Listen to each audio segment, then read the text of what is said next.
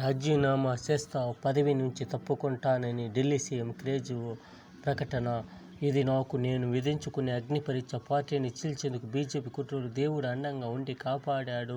రాజ్యాంగాన్ని కాపాడాలి. ఇంతకాలం రాజీనామా చేయలేదు. నిర్దోషిగా నిరూపించుకునే వరకు సీఎం కుర్చీని ఆదరించను.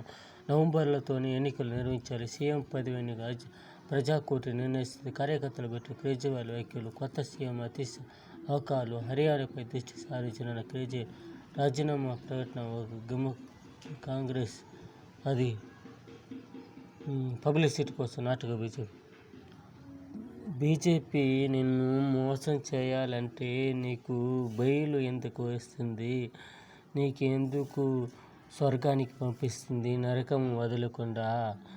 అది తెలుసుకో బాబు. కేజ్రీవాల్ బాబు, నిన్ను తుదిముట్టించాలంటే శాశ్వతంగా